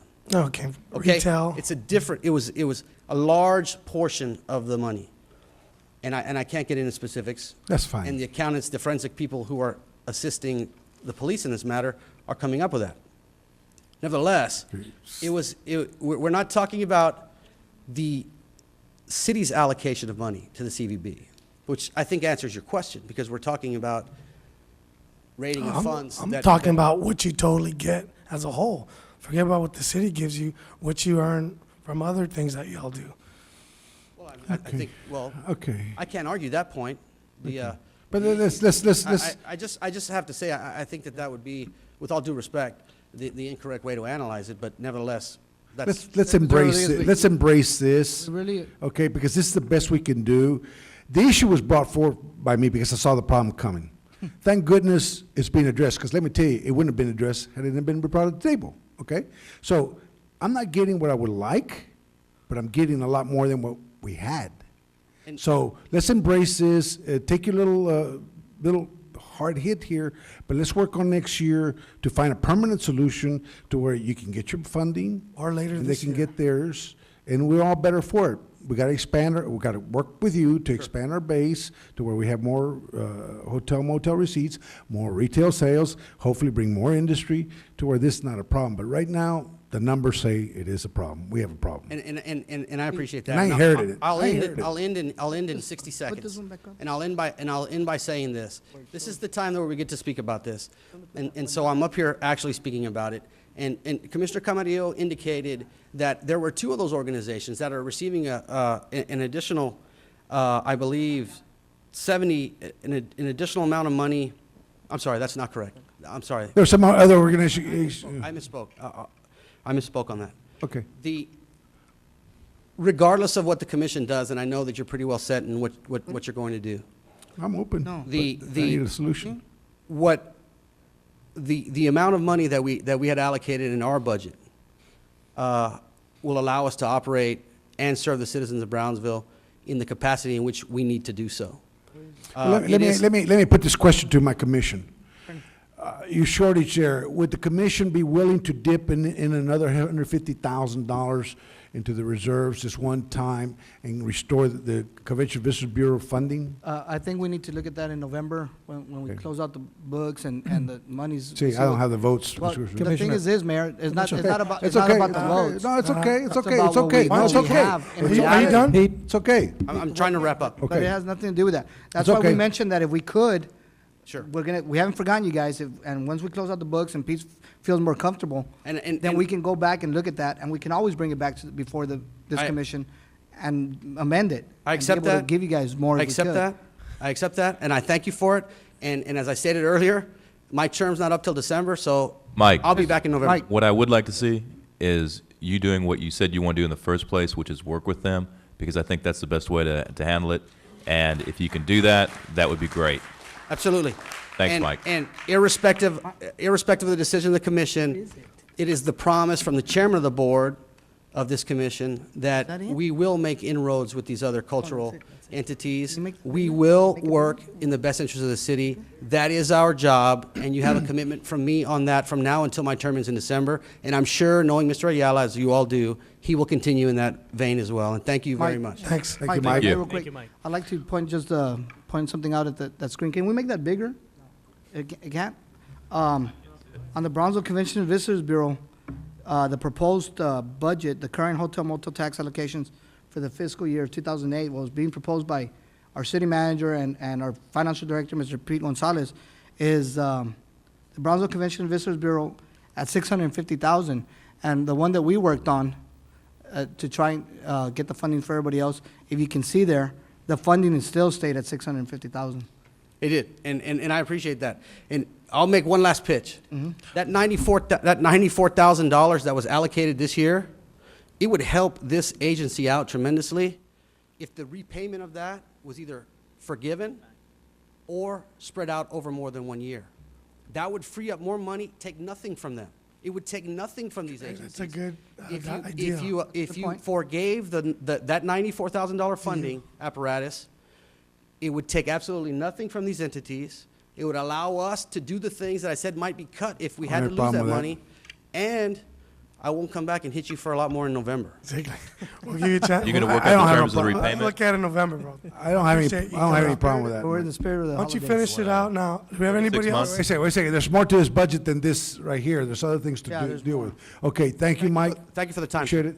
Thank you, Michael. Pete Gonzalez, let's continue with the budget. Okay, Mr. Resendez. And then I'm gonna close on this matter, and let's get to the other parts of the budget, okay? Does anybody want to water? I want to thank Mr. Gonzalez for letting me speak. Mayor and commissioners, I might say it in Spanish also. I'm an old folk here, you know. My kids are already grown up, some are in Las Vegas, some are in California, some are. Anyway, what I'm trying to say is this. My dad worked for Pan American here in Brownsville. Pan American had a booming there, los aviones, okay, the airplanes, okay? Then he went into civil service, came back. I'm going to make it not kind of short. He came back and he worked for ISIS. I don't know if you all know that ISIS was also fixing airplanes. I was working for Medley Electronics. Okay, we were putting out subcontracts with the Navy and with the Army and Air Force. We were repairing airplanes, you know. I happened to be an aircraft electrician myself. I went back and I had to go all the way to Louisiana. I worked for Lockheed Aircraft because the airplanes right here, they're gone in el aviación, el airport. What I'm trying to get to is this. I'm going to try to make it real fast. Tenemos ahorita Imagine Brownsville. Yo oí al mayor, I heard the mayor say, I could be wrong, that he's not for it. That's Por la razón de que I believe, I don't know, Mr. Gonzalez might be able to tell us how much money is being spent on looking into it. I saw on the television que vino Lucio y vino Oliveira, and they said, Brownsville is beautiful. We can do big things for Brownsville, you know? And we can do this and we can do that in the future of Brownsville. I don't know how much money is being spent in eso. Pero maybe we should bring it over and vote on it if we want it or not, porque yo no sé si hay dinero gastado. ¿Me entiendes? I don't want to talk about Mr. Lucio and Mr. Oliveira, But according to me, they haven't done a darn thing for us but say that Brownsville is beautiful. Mr. Resendez, Tell us, Mr. Resendez. I'd like to ask, Yeah, Pete, what's I'd like been? to ask on how You much paid anything on money that, Pete? We have not, right? for the image.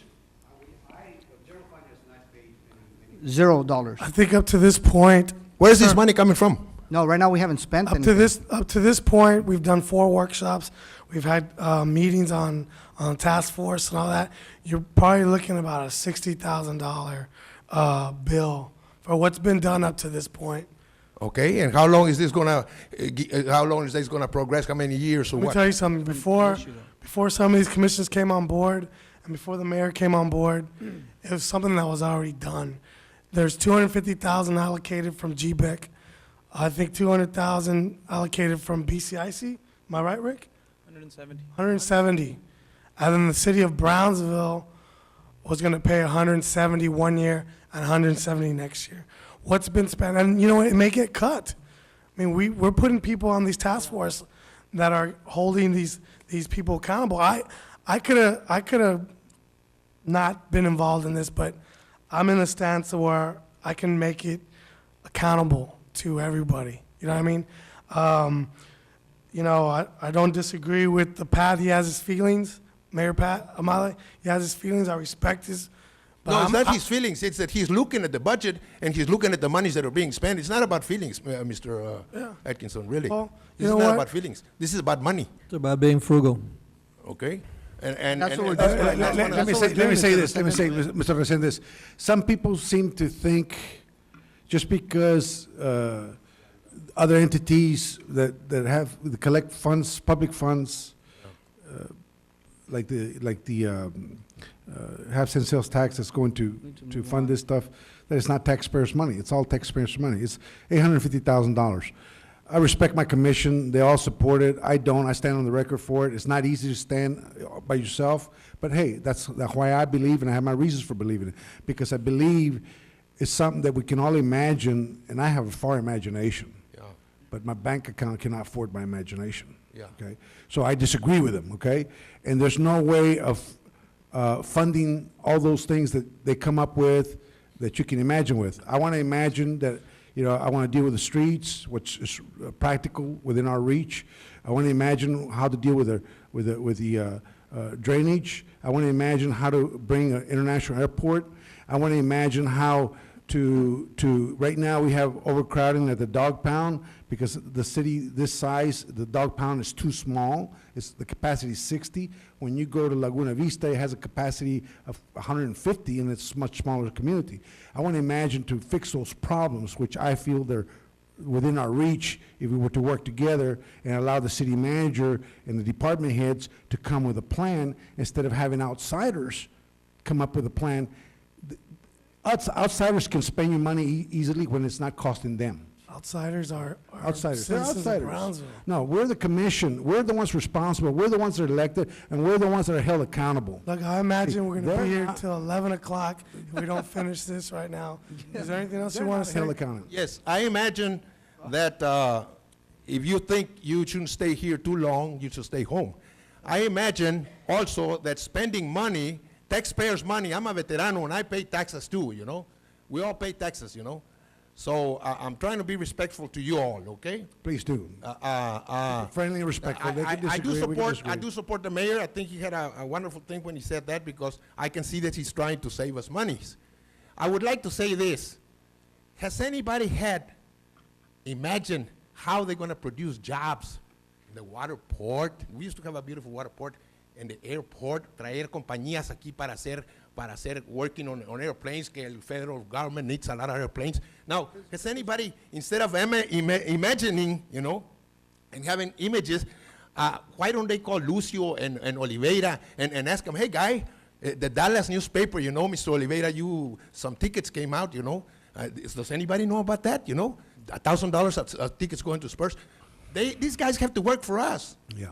Thank you, Mr. Resendez. Let's move on because we got more stuff. you for letting me speak. Thank you for your comments. Okay, Pete, we got more to work on this budget, so can you come forward and tell us any other changes besides that? No, Mayor, those are the only changes. Let me ask you this, City Manager, have you taken into account that last year we were paying for a lobbyist in Washington, $12,000 a month, and this year, there's nothing on the budget. We gotta have a lobbyist, and I'd like for you all to reconsider to insert that, have that money in the budget for a lobbyist. That was part of the executive session today, Mayor, Okay, actually. I'm sorry, I was not here.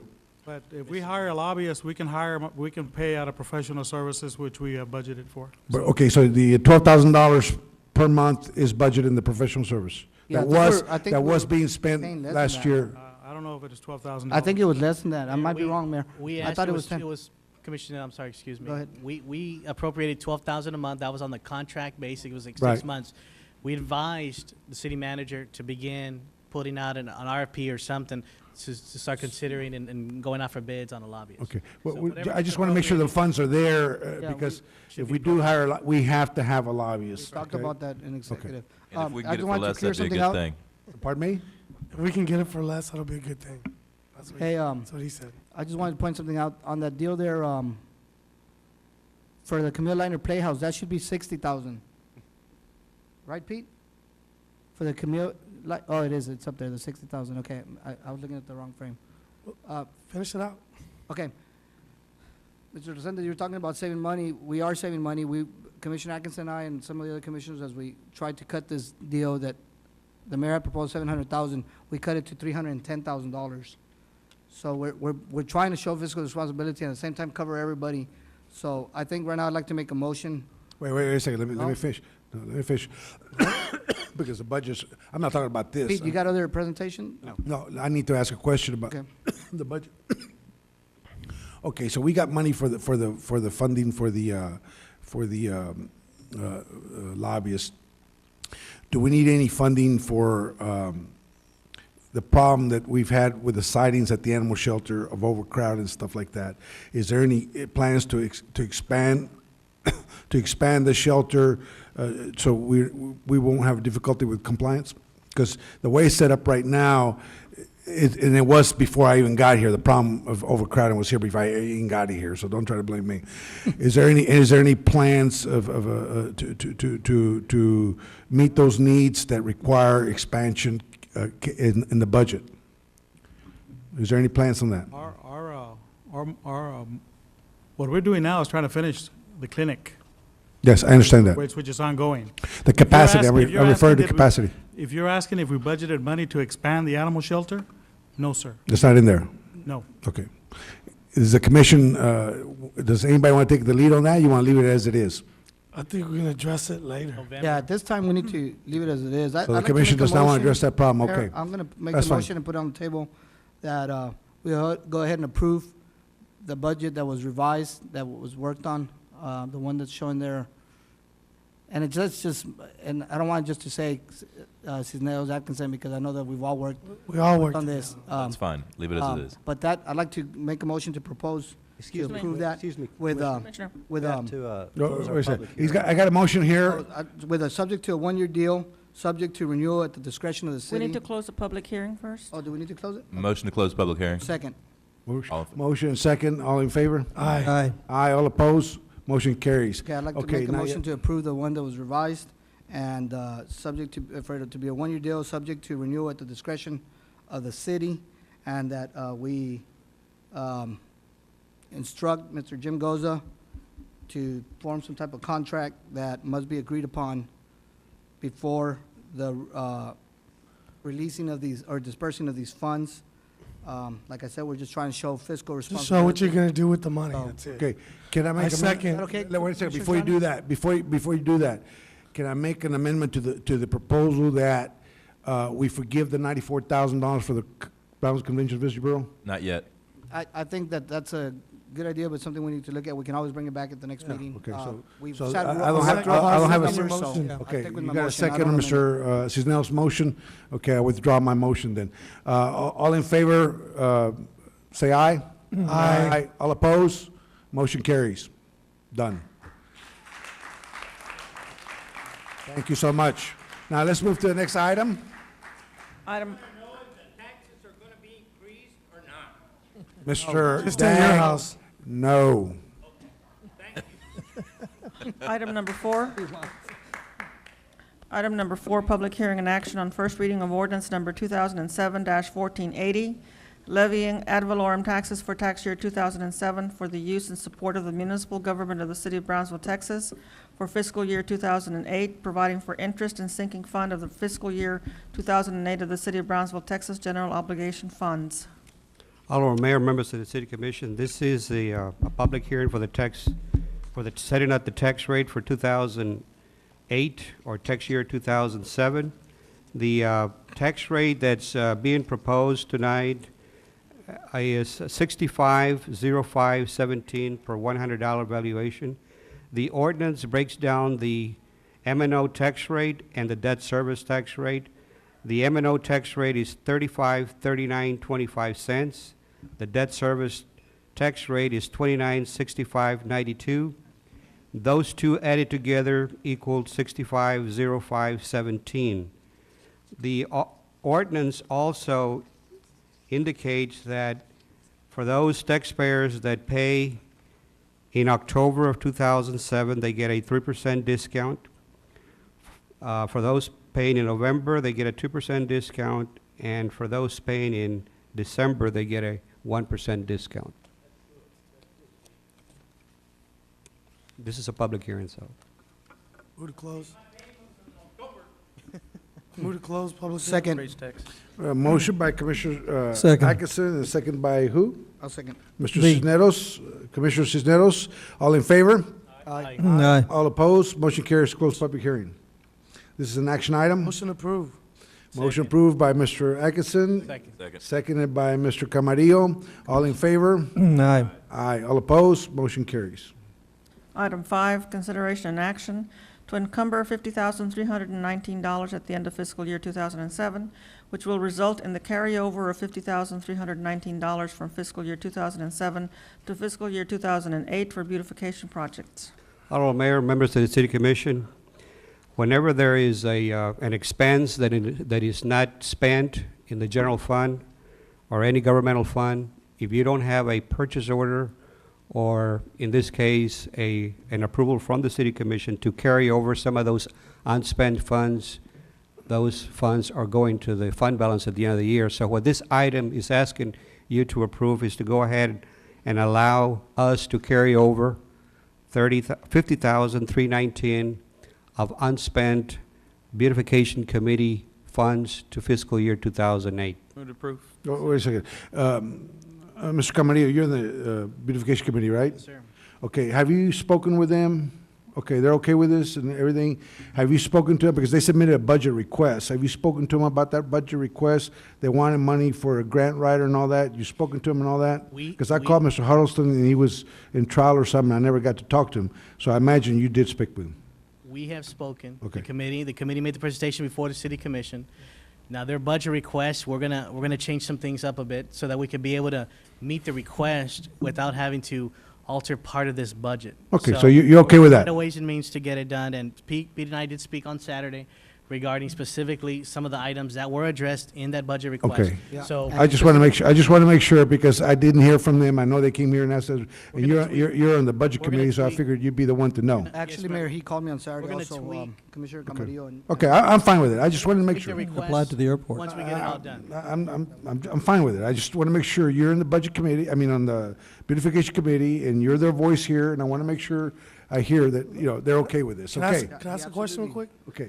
This 50,000 is going back. I missed the meeting that y'all did, a workshop on beautification, but from what I hear out there is that the city of Browns is getting ready to pay for something outside of Gateway No. Bridge. No, yeah, on the easement of Gateway Bridge, which is city, not the college, not the university. What's The gonna be on university, that the easement? university's going to pay their share. Well, Mr. Camarillo would know about that, I'm sure. There's a partnership that has been formed between beautification, City of Brownsville, and the university to enhance the what they call the memory park. So the university has funded its portion, the city's going to fund its portion, and this project came about 2 years ago when I first got on board. Not knowing whose property it was, didn't realize it wasn't the city's property, but nonetheless, that we'd form a partnership. They'd pay their half, we'd pay our half. It's one of our front doors to Brownsville. and it's heavily trafficked by people from all over the country. What is it gonna say? Well, like I said, we're not paying half, we're just paying our pro rata share of the easement, where the city owns that land. That's the easement that the city, What are you paying for? The easement to do what? or whatever the cost of the beautifying of the whole But let project. me ask you We're something. gonna add, if I I may think- explain, we're gonna add signage. It's gonna have a welcome to Brownsville. We don't know that specifically what the sign will read. Because It'll most have a people that I city's talk logo, to the say that county's it's gonna logo. have a big university sign. And I want to just make sure we're not putting money in this, and I don't mind putting money into it, but to make sure the city of Brownsville still. Commissioner, if you let me finish. Okay, go ahead. The I'm just committee- telling you what I hear No, out no, there. I understand. It's and- a and small that- town, remember. And that's important to note. Santa There will be 3 Poco. logos. There'll be 3 logos on that sign, as there are 3 entities that are sharing in this project. So it's not one entity, it's 3 entities. Now, university will maintain the maintenance forever because it's their property, but the city's paying its portion, the county is paying a portion, and the university is paying its portion. So it's going to be, we're going to redefine the park.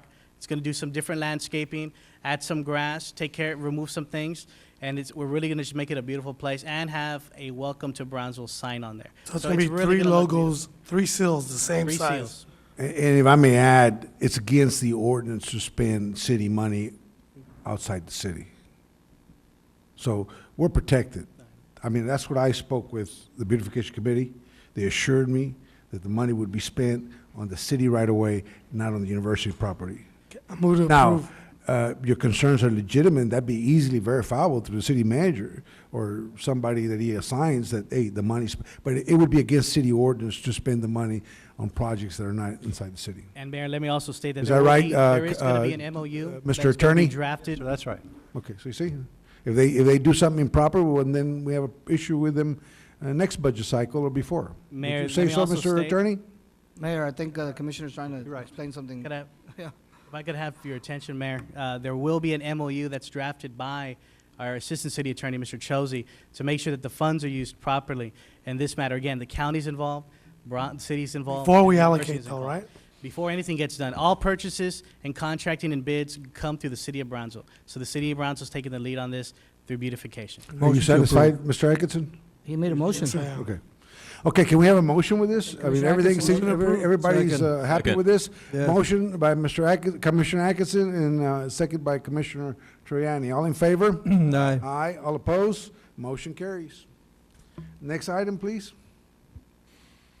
Item 6, consideration and action to adopt Budget Amendment Resolution Number 2007-053 to amend the general fund budget by $101,333 to provide funding for the city's cost associated with the preparation for Hurricane Dean.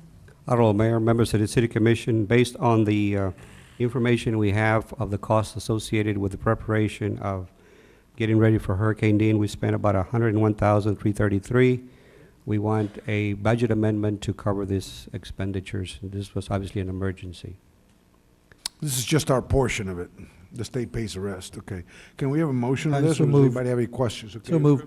So moved by Commissioner Longoria, and seconded by Second. Commissioner Camarillo. All in favor? Aye. All opposed? Motion carries.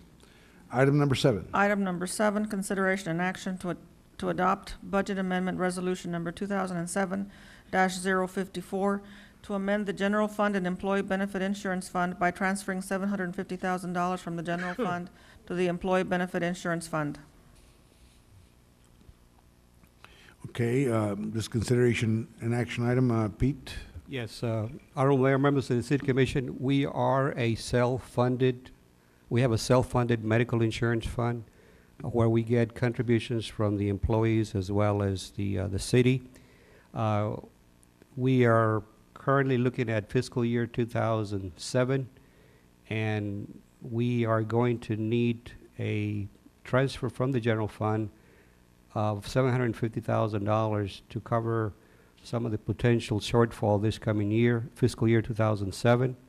The slide that is presented to you right now, we're looking at a little over $1 million in shortfall, but we are all going to have at the end of the year, we will still have a healthy fund balance in this particular fund. We recommend that you approve this budget amendment. We have a recommendation by staff. Can somebody make a motion on this? Approve. Motion approved by Commissioner Longoria and seconded by Commissioner Troyani. All in favor? Aye. All opposed? Motion carries. Next item, please. Item number 8, consideration and action regarding the Brownsville Community Improvement Corporation fiscal year 2008 budget. This was the item that I presented during the workshop earlier this evening. Are there any questions or? Move to approve. Second. Motion by Commissioner Camarillo, seconded by Commissioner Longoria. All in favor to approve? Aye. Aye. All opposed? Motion carries. Okay, next item. Consideration and item number 9, consideration and action to authorize the city manager to execute the service agreement with the Brownsville Community Improvement Corporation for fiscal year 2008. Honorable Mayor, City Commission, this is a service contract also that I spoke earlier that is between the Brownsville Community Improvement Corporation and the City of Brownsville to provide administrative services for the BCIC, and it's for $250,000. So move. Second. Motion by Commissioner Longoria and seconded by who? Garza. Commissioner Garza. Thank you. All in favor? Aye. Aye. All opposed? Motion carries. Thank you. Item number 10, consideration and action to award a 3-year depository contract to a local bank. Okay. Pete Gonzalez. Honorable Mayor, members of the City Commission, requests for applications for the performance of depository services were mailed to all the local banks as well as credit unions in Brownsville. Only 4 banks submitted applications. They were First National Bank, Wells Fargo, Texas State Bank, and J.P. Morgan Chase. There was a committee that was formed. A committee analyzed all the applications that were submitted by the various banks. There was a grading score system that was implemented, that scoring system from 1 to 10, with the score of 10 being the highest score. There were 22 bank service categories that were rated. They're enclosed of all the categories that we rated on those particular services. There were 2 banks, First National Bank and Texas State Bank, that we felt, the committee felt that they had the best proposals. Both banks offer favorable interest investment rates as well as similar services. Both First National Bank and Texas State Bank have currently 4 Brownsville area locations. Based on the committee score, First National Bank had the high score. It was a very close score. So the committee recommends that the 3-year depository contract be awarded to First National Bank here in Brownsville. Pete, and they've been doing a good job for us? They have, absolutely. So I move to approve. Second. We have a motion by Commissioner Cisneros, seconded by Commissioner Triani. Is that right? Or Yeah. Okay. All in favor? Aye. Aye. Aye. All opposed? Motion carries. It's hard to see both sides here, so my listening is hard. So anyway, Move to adjourn. we have a motion to adjourn. First of all, gentlemen, I want to thank you. I think this is the best meeting we've had yet. Thank you for, Yep. okay, great. Thank you very much. Motion to adjourn, second. Second. All those who don't want to adjourn can stay. I want to invite some of the directors and staff. There's some food back there. If y'all want, please come eat. Not a salad. Appreciate all your help on the budget.